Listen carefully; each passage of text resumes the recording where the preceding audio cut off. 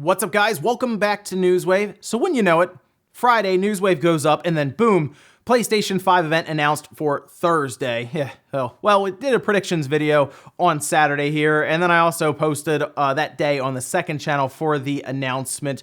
But Thursday had that to look forward to for the PlayStation 5, and some more interviews have been going around from Jim Ryan, and it's giving us an idea as to what we're gonna see there, and a tweet went out that, again, gives us a hint towards a certain developer that we've been wanting to hear from finally revealing their game there. Exciting stuff. And then we have to talk about Xenoblade Chronicles Definitive Edition because we had some early sales rankings, we'll say, for it. And surprise, surprise, the Switch works to sell another game really well. As always, guys, if you enjoy these videos, make sure to hit that like button. Helps out a ton. If you're brand new here, hit that red subscribe button down below as we head towards 500,000 subscribers. And we're going to start today with the PlayStation 4 and I guess the PlayStation 5, as we're all wondering, okay, how is this transition from the PS4 to the PS5 going to work exactly? Because a lot of us probably have a ton of games on the PS4, and we're still waiting for clear-cut confirmation or even examples of PS4 games playing on the PS5, and if developers all around will follow suit for a PS4 game that maybe comes out this holiday,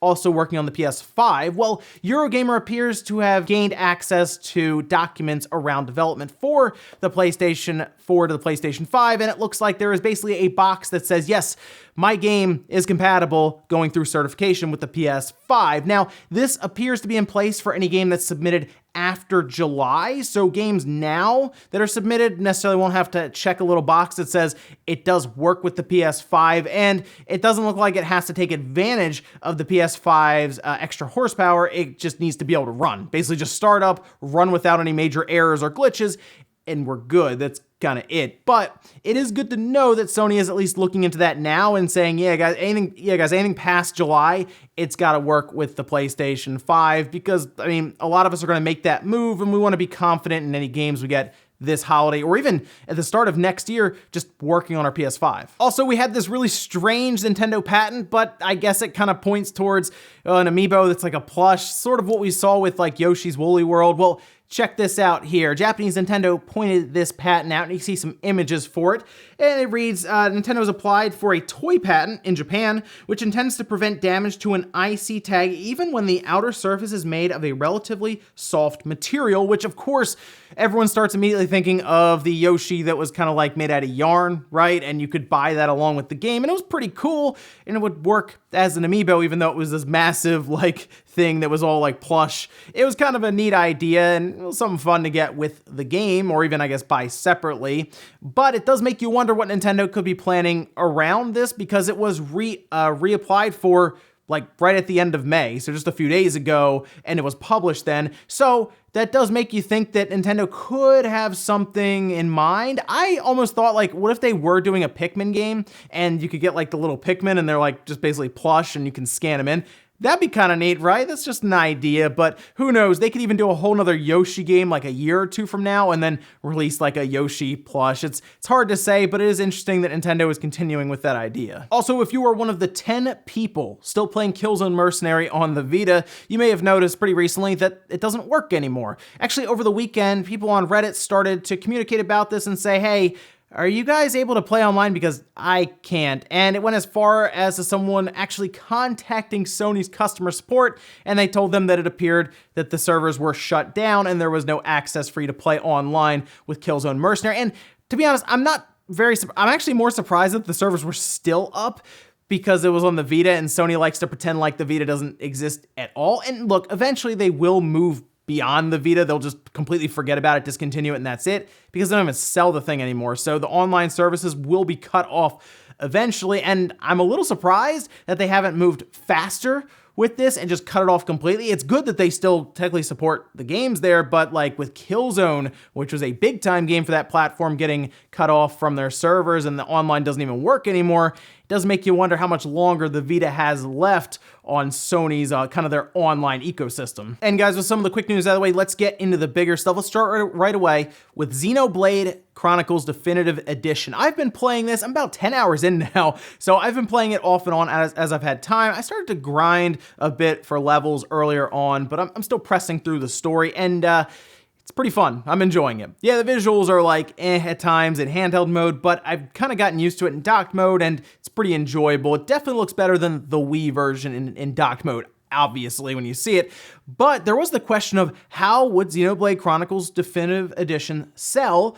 Because, well, the original one struggled because of its releases. The new 3DS, and then of course when it came out on the Wii, the boxes being opened by GameStop and resold for enormous prices. It had staggered releases. It was a whole thing just to get it over to North America. Well, we did at least have some numbers or some rankings come out in the UK. And you can see the sales charts here, and yes, that's right. Xenoblade Chronicles Definitive Edition is number 1. Animal Crossing is 2. Actually got knocked out of the number 1 spot by Xenoblade. That's pretty good there. Call of Duty Modern Warfare is there at 3. Grand Theft Auto 5 at 4. FIFA 20 is at 5. And then Days Gone is interesting at 6.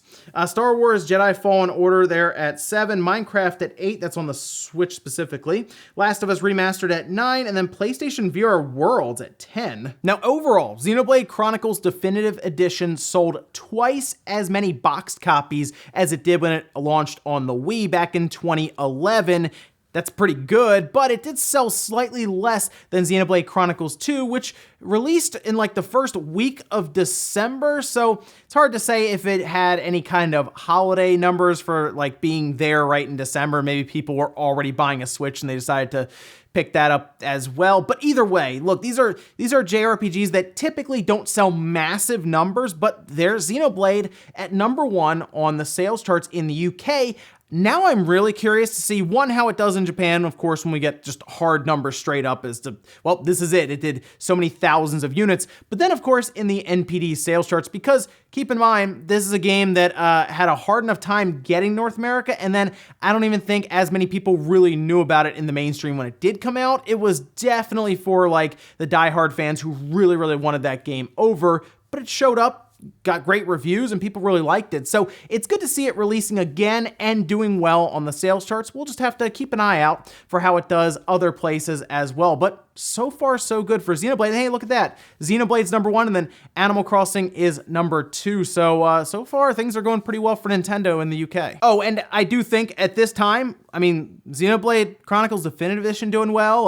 Xenoblade Chronicles 2 sold well. I know Monolith is working on their next big project, but let's go get Xenoblade Chronicles X and move that one up. Let's give that one another shot outside of the Wii U. I think it deserves it because that game was actually pretty good, and with some quality of life improvements thrown in there, could kind of take it to the next level. Next up, let's talk about the PlayStation 5. We, of course, have that event coming up on Thursday. Very exciting. But Jim Ryan has been making the rounds and talking a bit about their strategy, and it is completely different than Microsoft's, it seems. Microsoft has stated several times now that any of the games that really come out during this cross-gen period, so they're thinking it could be up to 2 years. I'm thinking it'll be closer to like a year and a half, maybe even a year. But anything that releases on the next Xbox, the Series X, will also be available on the Xbox One, going all the way back even to that old VCR model from 2013. People are concerned that it will hold games back. Overall, Sony is going a different route. Jim Ryan has continued to push the idea that the PlayStation 5 will just have outright exclusives that are only available on next-gen hardware. They're not looking to do this, like, bridge the gap necessarily for every game. Some games will be absolutely cross-gen. I'm sure Sony will still have some games that you can get on the PS4 and the PS5, and they are first-party. But Sony is looking to make the transition to the PS5, as they have said, pretty quickly, as quick as possible, and as seamless as possible. Now, I would think that pricing would be a big part of that, because of course, if you get up to the $500 or even $600, I don't think it'll be that much, but I guess you never know, it'll be harder to kind of move over to that system just because people can't buy the system.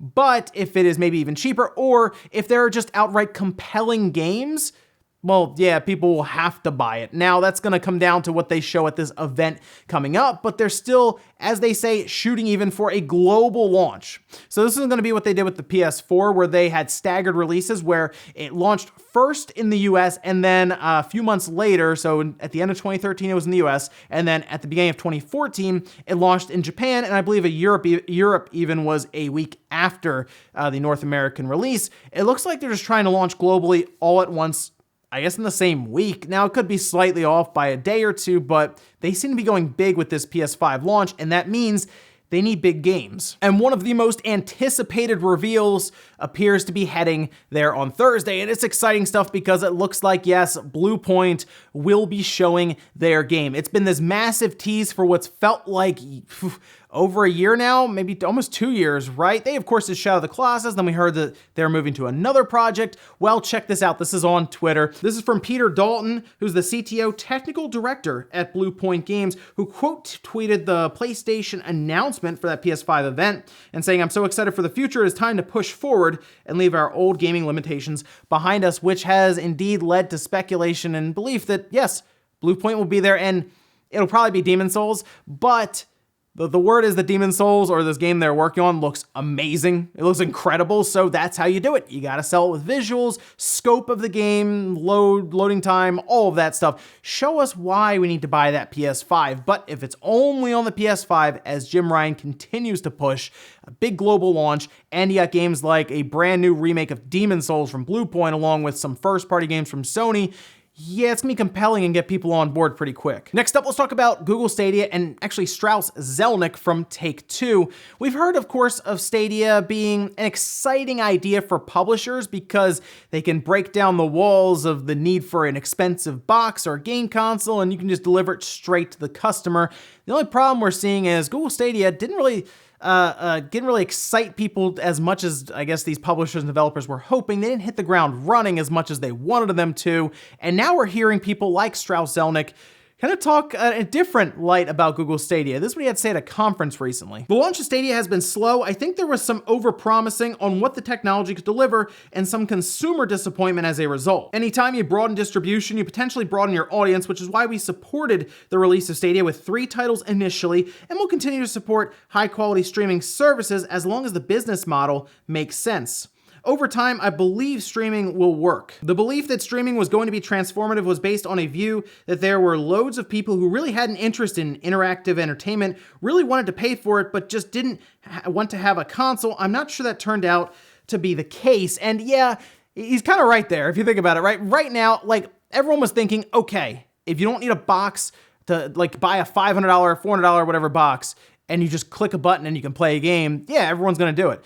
And it didn't really turn out to be the case. Now, I will say, I think some of this had to do, obviously, with Stadia, the marketing, their ideas, and the launch of the thing. I mean, like, they had so many features they talked about, including YouTube integration, and it hasn't happened yet. And it's been a little while, right? It's just, it didn't hit the ground running like they wanted it to. And now you have people like Strauss Zelnick even questioning the service. Now, there's also a possibility, as we've kind of discussed before on like the podcast, that well, Take-Two could just do their own streaming service. Maybe that's an idea they have, and maybe they feel like they could market it better and have a better lineup with their library of IPs and games, and they control Grand Theft Auto, so yeah, I mean, that would get people on board overall. I don't think they would keep it like exclusive, but I mean, if it's there, right? We'll see how they continue to support Stadia, and if Stadia can continue to rebound a bit. They have started to, but they've had to do a lot to try to get anyone really using it by making the service almost basically free with the Pro service for a few months there. So we'll see how Take-Two continues to go with the streaming services, but I almost feel like a lot of these publishers saw Stadia, thought it would have been great, didn't turn out the best at launch, and now they're all kind of stepping back and saying, wait, can we do it better? And in our last bit of news, let's talk about Hideo Kojima and, of course, Kojima Productions. Death Stranding came out. It's also coming out now pretty soon on the PC. And there were a lot of questions as to how this game performed for Kojima in terms of money and revenue and sales, and if he'd be able to continue, because we didn't really hear a lot about it. Like, Sony didn't really mention it. Kojima didn't mention it. We didn't really see it on sales charts like that. It kind of just disappeared. So there was concern. Well, it looks like in a recent interview, Kojima has confirmed that they at least broke even on Death Stranding, and that, of course, with the PC release coming up, they should be able to eventually just outright make money from the game. But I do also wonder how excited Sony was with it, because, again, they didn't really talk too much about it at all after release with the sales performance. But Kojima also mentioned that they were working on getting their next project ready, but he's recently had a project canceled on him. Now, he says the game industry in particular, which is good, because I almost wondered if he was thinking about doing a movie or film of some kind, but he does mention games industry. That could be with any publisher, rights holder for an IP, or who knows? Or just another company that he wanted to work with. It could have been Sony and they were like, nah, you know what? Not going to do this whole thing again with another Death Stranding type game. But I am curious what Kojima could come up with, because while people don't necessarily like Death Stranding, trust me, it's a very divisive game. You got to give him credit with how creative the game is, right? I mean, really, if you look at it, you go like, yeah, okay, that's definitely a game I've never played before, that kind of game. So we'll see what he comes up with, but I am glad to hear at least that he broke even and that he can try something else. And we'll see if any other company comes to him and attempts to pitch an idea with him and they collaborate again. But I'm kind of thinking it won't be Sony. And we'll finish up with the comment of the day as you're seeing here. This is from Silver saying, I'm hoping that last Nintendo one is Metroid Prime Trilogy. And this is going back to those stock keeping units that we talked about from Amazon France, where there were a couple from Nintendo and everyone was kind of guessing at what they could be. I like the idea of Metroid Prime Trilogy, but there is a rumor right now going around that Nintendo will announce something soonish, and with my luck, it'll be like an hour after Newswave goes up. It could be a 2D Metroid, it could be Metroid Prime Trilogy. The rumors seem to be looking at Metroid in general. If it's neither of those, I'm really unsure as to what else it could be, because those are the two rumored projects.